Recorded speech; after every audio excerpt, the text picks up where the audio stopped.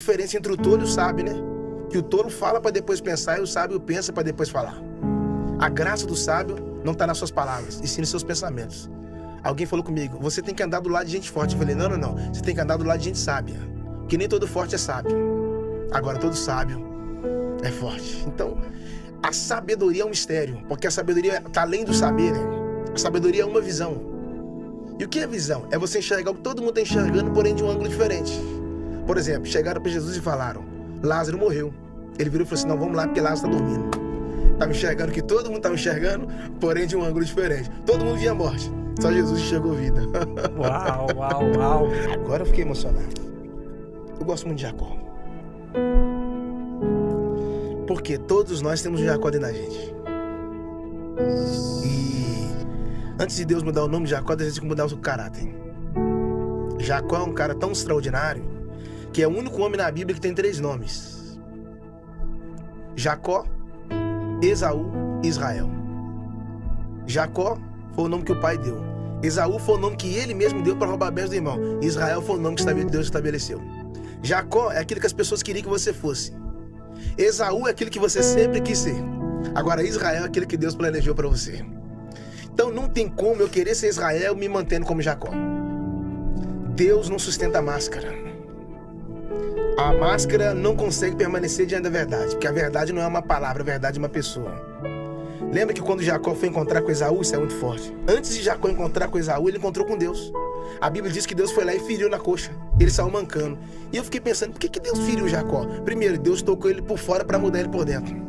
Hoje Deus nos toca por dentro. Para nos mudar por fora. Uau. E outra, ele saiu mancando. Na verdade foi proposital. Porque o próximo encontro ia ser com Esaú. Esaú queria matar ele.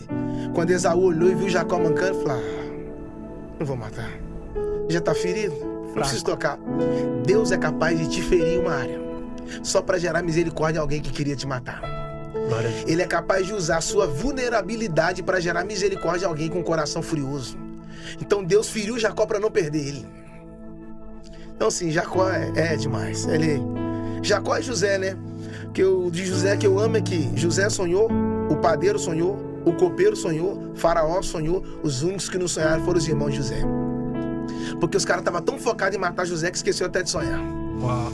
Entende? Então quando você foca na sua missão, ou melhor, nos seus desejos, Deus não se manifesta. Mas quando você foca no seu propósito, Deus se manifesta. Entende?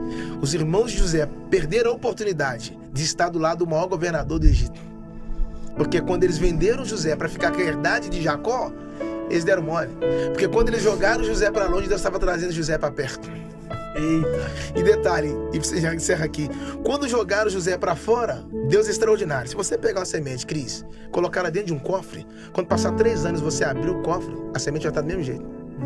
Mas se você pegar a mesma semente, tirar ela do cofre e colocar ela no solo, o que ela não produziu em 3 anos dentro do cofre, ela pode começar a produzir em 3 dias no solo.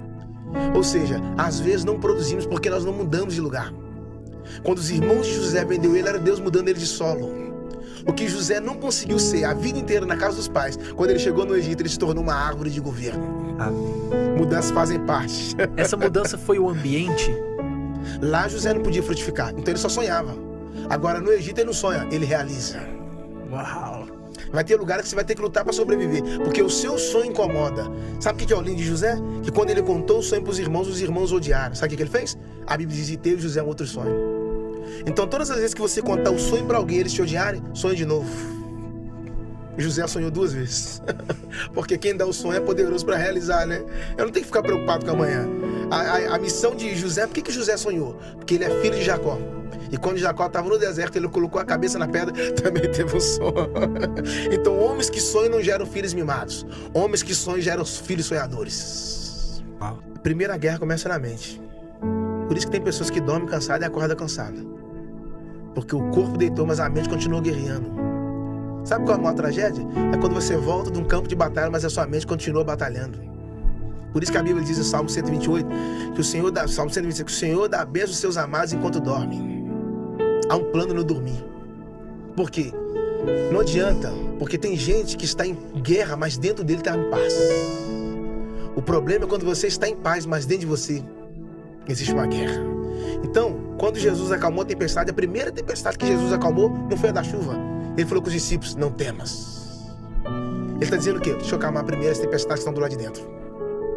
Depois eu vou acalmar as tempestades do lado de fora. Porque se ele acalmar as tempestades que estão do lado de fora, vocês ainda vão continuar com a tempestade do lado de dentro. Como o diabo pode matar o propósito de Deus na minha vida? Como o diabo pode destruir o chamado de Deus na minha vida? Distraído. Eu estou distraído. Eu estou tão distraído com as minhas coisas que o tempo tá passando. E o tempo não volta, né? Quando eu tentar recuperar o tempo, já passou. Porque eu estou preocupado com a distração. E a distração é uma arma de destruição em massa. Se o diabo não conseguir destruir você no pecado, ele vai te distrair.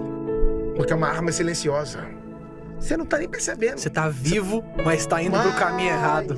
A distração nos roubou do secreto. A gente não ora mais. Para Deus iluminar os meus próximos passos e eu descobrir o meu chamado, descobrir o meu propósito, o meu desígnio, eu preciso estar em oração. Porque a oração é a maior forma de você... A oração oxigena a intimidade. A oração é a chave do secreto. E Deus só dá segredo para quem tem secreto. Mas como eu estou distraído... Deus só dá segredo para quem tem secreto. Eu estou distraído. A distração me roubou do secreto. Estou tão preocupado com o meu Instagram que toda hora eu fico nele. Estou tão preocupado com a minha rede social que toda hora eu fico nela. Enquanto isso, o tempo passa. Eu não consigo separar 2 horas e 40 minutos, que é o dízimo do dia para Deus. Mas eu consigo ficar 10 horas no Instagram, no Facebook. Ou seja, é uma arma de destruição massa, a distração. Você nem sente, ela é silenciosa. Você vicia, né? Quando você assusta que não, você está preso, amarrado. Por isso que as pessoas que estão presas, a gente acha que tem mais preso na cadeira, não, tem mais preso na rua. Tem mais gente presa na calçada do que no penitenciário. Porque as pessoas da penitenciária podem estar presas no corpo, mas muitas delas estão livres na mente. E as pessoas na rua estão livres no corpo. Por isso que o maior prisioneiro é aquele que está livre, preso. O maior prisioneiro é aquele que está livre, mas com a mente aprisionada. A mente, são códigos.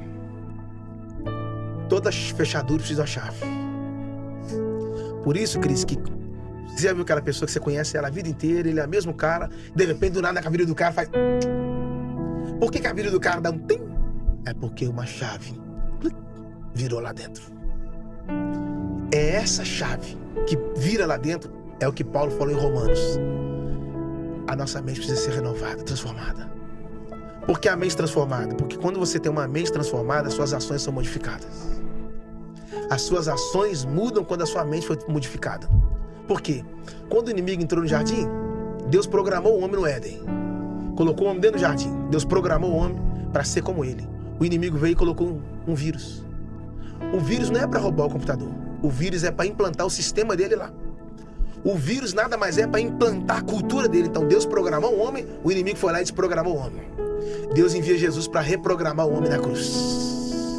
Após a cruz, o homem foi reprogramado para enxergar como ele, pensar como ele, falar como ele e amar como ele. Então, a palavra de Deus é o único meio de transformar a nossa mente.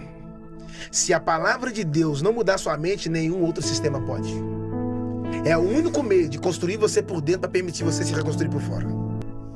Se a palavra de Deus é a chave, a minha mente é a fechadura.